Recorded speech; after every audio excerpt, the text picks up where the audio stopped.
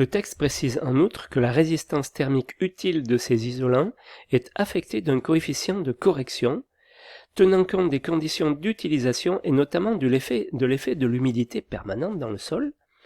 Le texte indique par ailleurs la façon dont certains points singuliers doivent être traités. Il en va ainsi de la continuité avec l'isolation des façades ou des points de raccordement avec le soubassement. Donc on a de l'ITE en élévation, il faut que l'ITE file donc en continuité au niveau du soubassement. Donc au niveau des problématiques, on a une protection mécanique de l'isolant, parce que l'isolant, bon bien sûr il va être comprimé, on va donc choisir un isolant qui résiste à la compression. Devant cet isolant, on va mettre un complexe de drainage pour évacuer les eaux, une protection encore par devant, on aura une couche filtrante en plus du complexe de drainage, donc on va étancher au maximum et protéger au maximum l'isolant pour assurer l'ITE en partie enterrée. Voilà donc ce que ça peut donner, un exemple. Hein.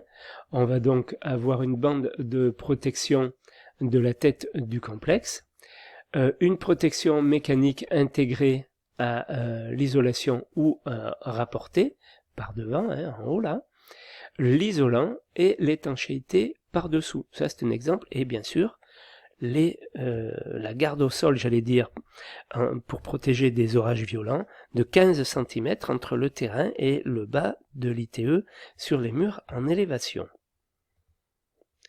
Donc, au niveau du sol, dans la continuité de notre exemple, on a toujours l'isolant, l'étanchéité, une couche drainante éventuelle dans les zones très humides et le drainage en bas, toujours pareil dans les zones très très humides.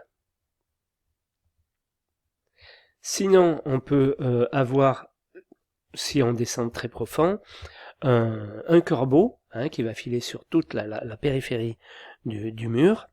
À partir du moment où je suis isolé ici et isolé, je veux dire, sur mon local non chauffé, par exemple, dans des immeubles, lorsque j'ai du parking ici, je vais avoir une isolation en haut du parking, qui concerne le plancher haut du parking, de l'isolant donc en périphérie, et à ce moment-là, je prévois un corbeau pour venir poser l'ITE, de manière à ne pas avoir une ITE sur toute la profondeur, ça ne servirait à rien.